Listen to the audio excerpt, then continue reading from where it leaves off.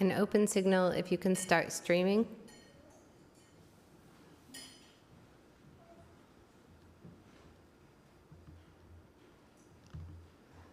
All right, well, hello, welcome everyone to the Portland Clean Energy Fund committee meeting.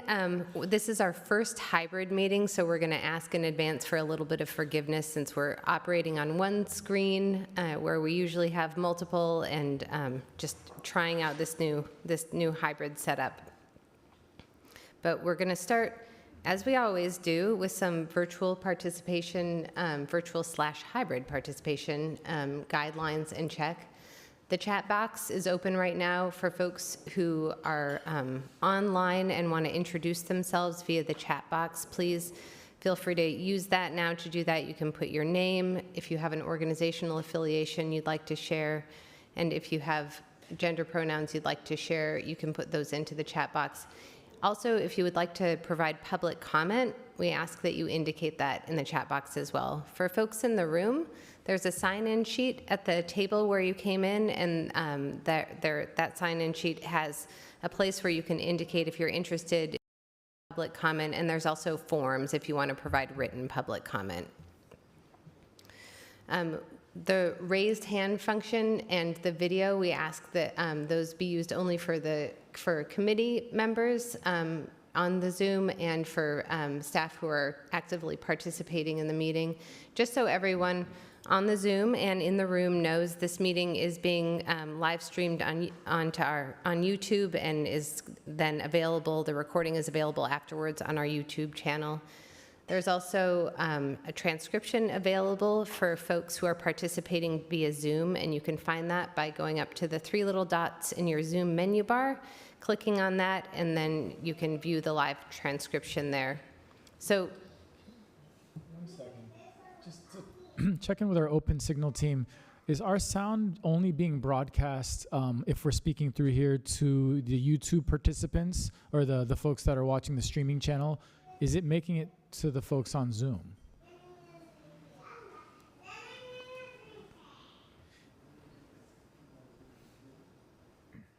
maybe can the folks on, oh yeah, we got someone on Zoom said yes, it's on Zoom.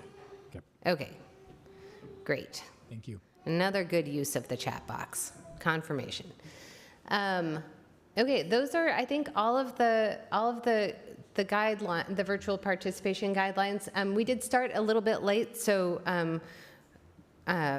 we are running behind. We had allocated about 10 minutes for public comment. If there's more than that, we're going to ask that folks provide those either in writing or via email, or connect with staff or committee at a different time, because we have some other stuff on the agenda that we want to get to. So I think with that, I'm just going to move to the next, I'm going to move to the next slide and just real quick go over the agenda. We're going to do introductions, move into public comment. Sam is going to provide some program updates, and then we're going to move into kind of the main work of the agenda tonight, which is starting the conversation around developing the inaugural 5-year climate investment plan. And we have Ciara here to help us with that process. There will be a thorough introduction of her and her team in just a bit. And for folks, just a reminder for folks on the Zoom, if you want to introduce yourself over the chat, please do that now. But I'm going to start introductions with people in the room, and I'm going to start with committee members. And Michael, don't forget to push the green button. Michael Eden Hill, committee member. Megan? Hi, Megan Horst, Sheher, committee member and co-chair. Robin? Good evening, Robin Wang, committee member. EM. And Ranfis?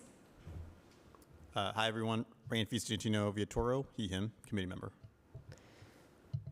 And then we have Maria Sippin, who's a committee member online, but I believe she's not able to actively participate for another few minutes, so we might ask her to introduce herself in a little bit.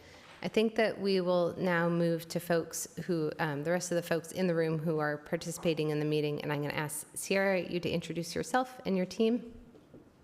Hi, I'm Ciara Pressler from Pregame, consultant and coach. Hi, Marissa Cade, pregame, consultant and coach and facilitator. Okay, and I am Katie Lister. I'm with the PCEF team, and I'm going to pass it to Sam to introduce himself and the folks from the chat box. Okay. And hi, folks. And the Sam staff in the Brasso with the PCEF team as well. And I'm going to just start with some of the folks that are joining us online in addition to the folks that are joining us in the room. We've got Gail Palmer with the East Portland Resilience Coalition, Willie Mazzara Myers, him with the Columbia Pacific Building and Construction Trades Council, as well as Camarina Galvan, who's helping us with Galvan Consulting, taking notes today. And then joining us in the audience, we've got William, and I apologize, I cannot read the last name here. We've got Linnea Hoffman, thank you, and Esteban Rios. Welcome. And then Has anyone signed up? and Anyone? we do have no one signed up here on that are joining us publicly in person, signed up for public comment. Okay, and it looks like we don't have anyone online who's signed up for public comment also, but just wanted to note two other people online for introductions. Huda She/Her with EECRC, and then Mika Barrett, She/Her, who is one of our brand new PCEF project managers. We're thrilled to have.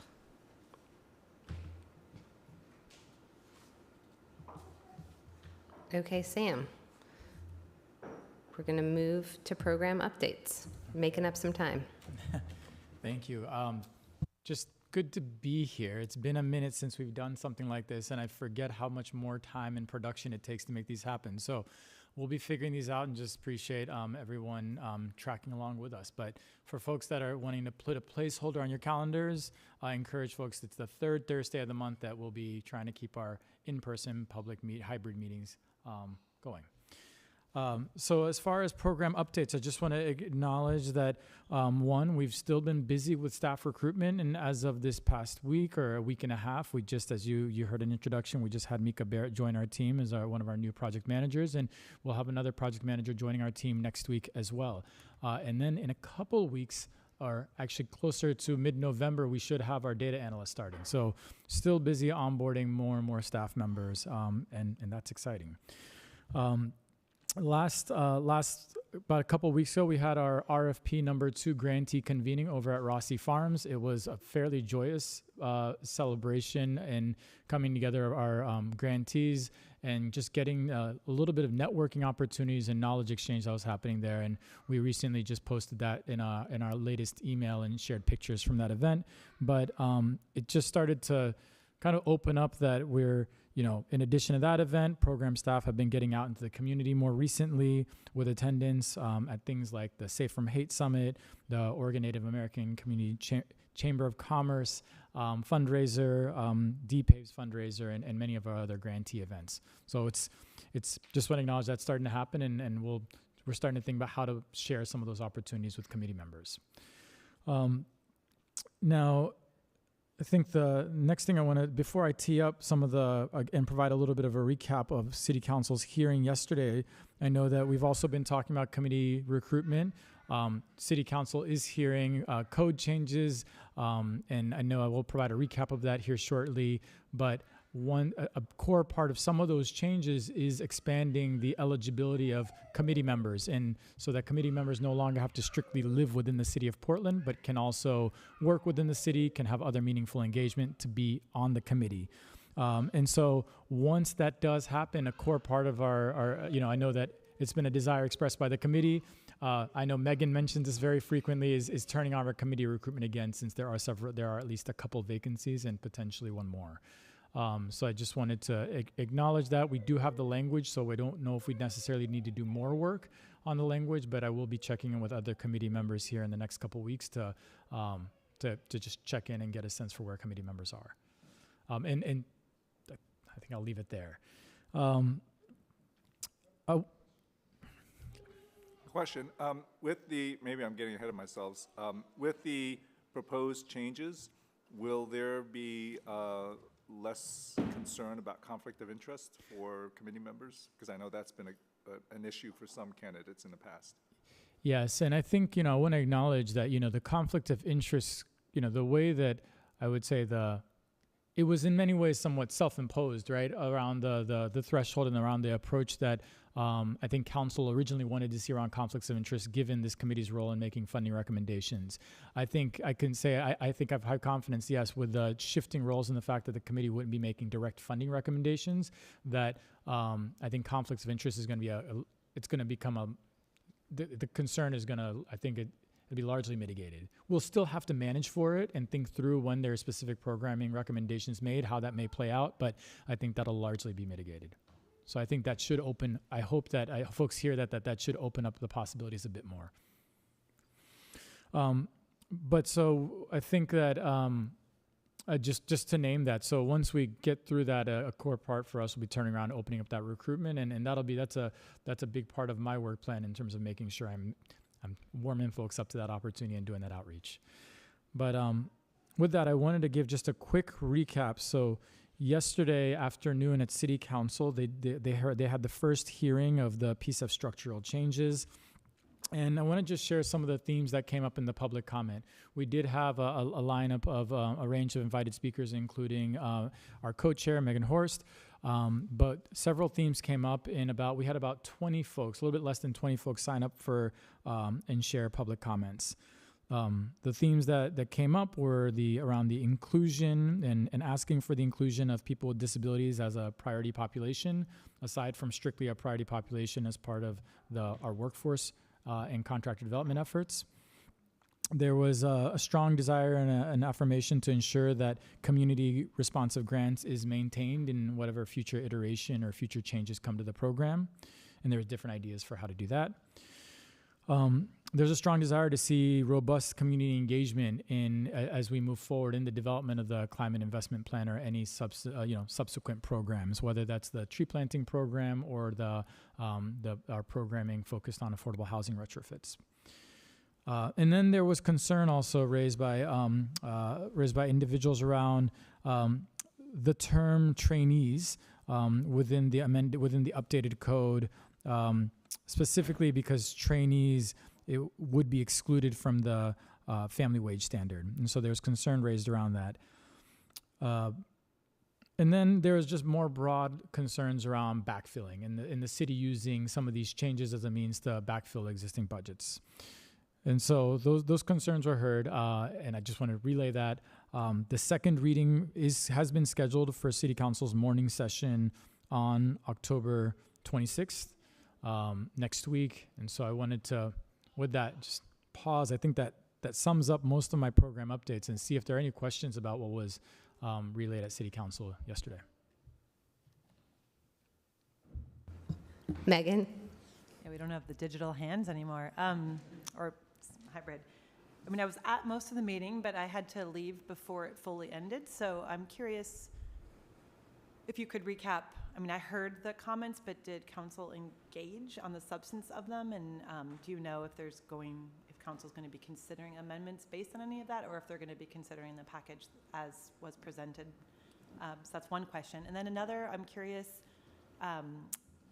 there were quite a few speakers who spoke about expanding folks with disabilities into the full priority population within PCEF, not just within the wage category. And I'm just curious if staff had heard that through community engagement in the last few years, like how much of a new message was that yesterday that surprised staff, or how much is that something you've been hearing on and on? I know we as council have made comments on wanting to make sure our work supports inclusivity in all ways and supports folks with intersecting oppressions and et cetera, but I'm curious about that kind of comment. So those two questions. So we did go pretty much to the end of the clock there with the city council session. So at the moment, the council offices, I think council members and folks were there, and folks can check out the recording, shared a range of expressions, but didn't dive into any of the particular comments. I think there's some back and forth and engaging with some of the comments that were shared by commenters. As of the moment, I know that it's scheduled for its second reading. If changes were to be presented, it would have to be presented, and that don't want to quote the procedural elements, but it would have to be opened back up. And amendments, if they were going to be proposed, would have to be opened back up by council members to entertain amendments. And then that would push it out further to you always have to have a week after any amendments have been proposed. So at the moment, I know that the second reading is scheduled, and so we'll see come next week. As far as some of the comments around the inclusion of people experiencing disabilities as a priority population, I think that we've been doing work as a program in better understanding both how we're engaging communities with disabilities and work within our own staff to understand, just better deepen our understanding, both from accessibility, but understanding a range of how those experiences manifest, whether we're talking cognitive, developmental, or physical disability. So it's work we have been as a program doing more and more to understand how our program is serving or not serving people with disabilities. I would say that I think in times past, we may have heard that, not necessarily an organized or a chorus in the same way that we heard in the public comment yesterday around that particular inclusion specifically there as a priority population. So it's an area of focus that we've known, and it's something that as staff we've been working on. We know it's work we have to continue doing, but I would say that we hadn't heard it in that specific way. Yeah, I guess maybe I would just add that the primary engagement that we've had with organizations that provide services to folks with who experience disabilities is around some of the barriers that were kind of baked into the program, like the 180% of minimum wage requirement being a barrier to folks on SSDI and sort of those types of other structural barriers more than an ask to more than what we heard, different than what we heard yesterday, I guess. Sorry, Ranfis?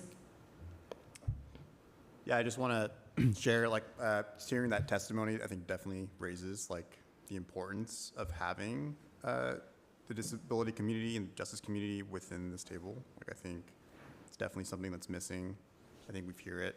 I think we lack the institutional knowledge about this. I think there's aspects of the city that's trying to do a better job about accessibility. So I really hope that we take the time to consider incorporating this as a priority population. I think it's really important, and I think hearing the testimonies, I think, magnifies why that's important. So I know in the past, we've thought about this from a different perspective, about having tribal representation or indigenous representation here, and I think, it seems like the same logic applies here. We should take the time to think about communities that are not benefiting from some of these investments.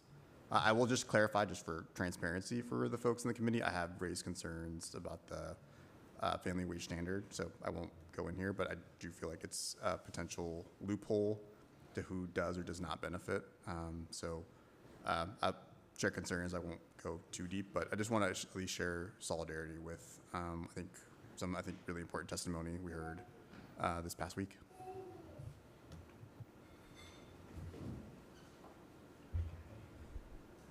Megan?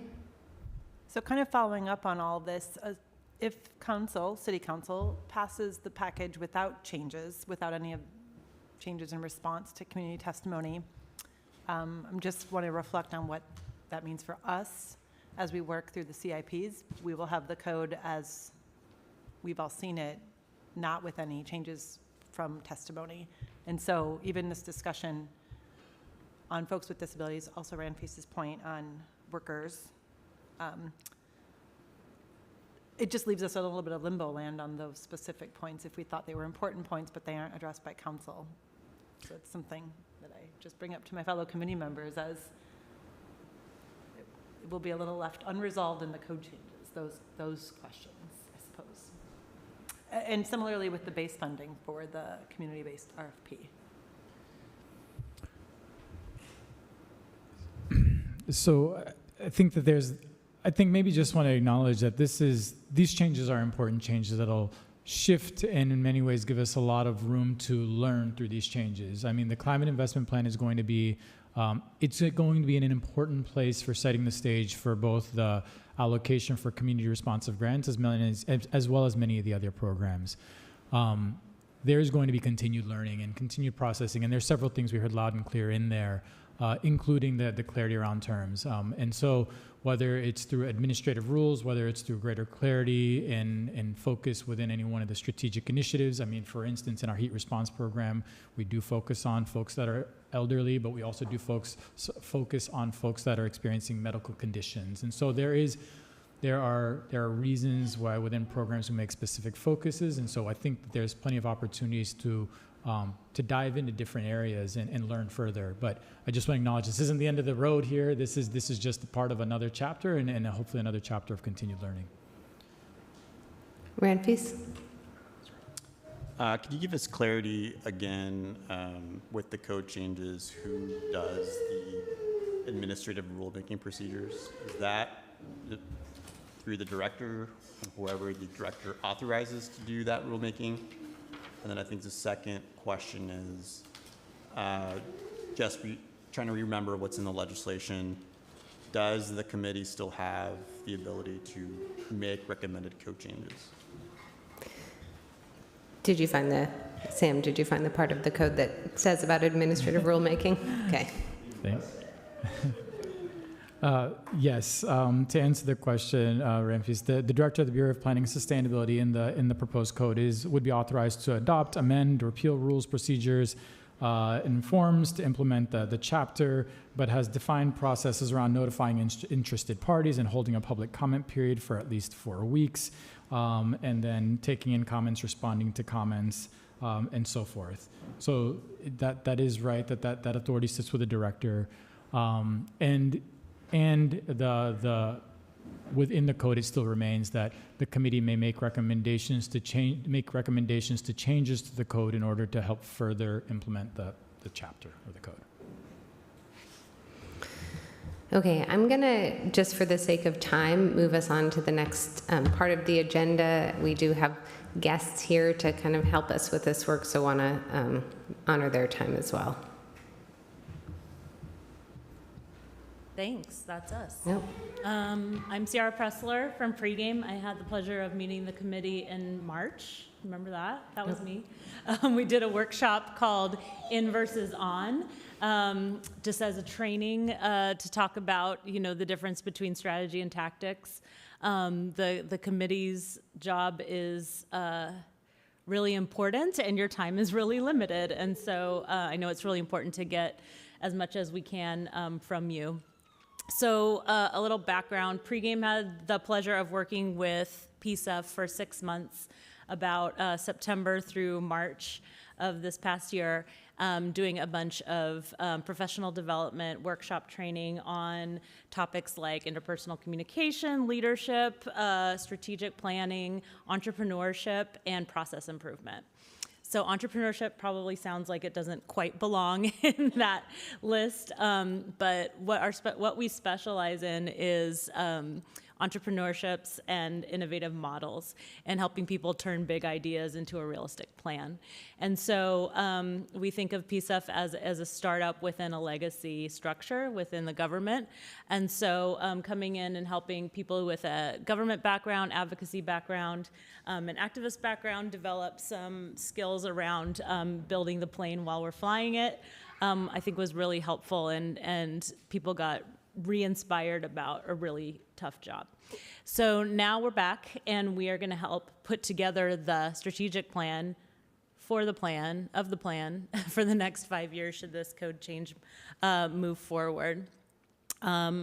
We work with several other bureaus in the city and a lot of nonprofits and other government agencies around. So we have some language around this, and Marissa comes from state legislature background and has worked a lot in housing and foster care advocacy too. So we're really excited to be here and to get this started. We do have a process.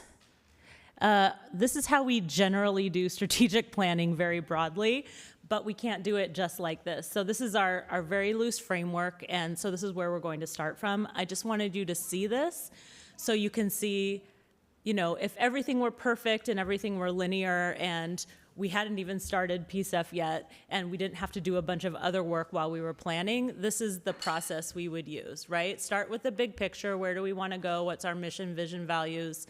What's the context? We've already done some of that work, which is really great. and pregame was able to do some of that work with the PCEF staff, and you all have some great working principles as well. And then we design the engagement part to find out who we need to talk to, what we need to find out from them, and when. And we synthesize all of that information and turn it into tangible goals with an accountability structure and who's ultimately responsible for things, because we don't want plans to sit in a drawer and gather dust. We want them to actually be used, and we want people to be able to report out on how it's going. And then we iterate that plan with you all and get feedback and celebrate. So we have, however, a lot to do while we are doing that. So here's just a snapshot of the type of timeline we are building right now. So there's a lot of players, and there's a lot of plays kind of already in the game, to use my first sport metaphor of the evening. So there's the committee. You're an important stakeholder in this process, and you only all meet once a month. Now, there are some small group meetings that happen outside of this third Thursday, but we want to make sure that we use your time really wisely. And so we are going to get some information from you this evening to go away and design a work plan to be able to create the plan for the climate investment plan by July. So PCEF staff, we haven't put all the meetings there, but we're meeting with their team at least weekly. And then the blue dots symbolize when new team members will arrive. So we get more players in the game as we go. And then I don't know if I have the date right. This is a draft. But there'll be new committee members too in the winter, right? Potentially. Yeah? Okay.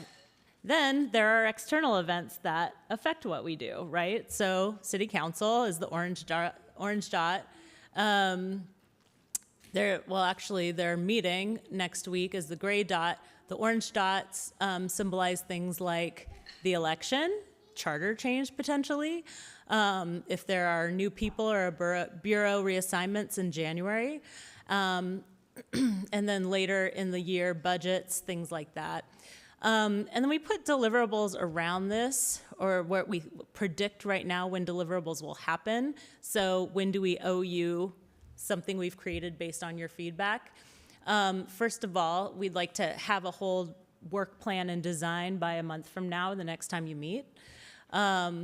We are going to have to implement some things before July, because there are certain parts of that code and that code change in that investment plan that require action prior to July.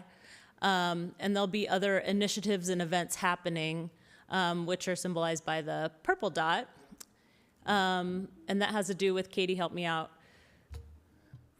It's going to be the strategic initiatives, whether that's the housing strategic initiative, whether that's the tree planting strategic initiative, as well as the likely onboarding of additional community distribution partners for our heat response program. So a few key events where we'll be expecting to go out. Yeah, so all of these factors affect our process. So the plan is going to be multidimensional just for creating the plan. So we want to get all the information we can this evening in order to, will you go back a sec?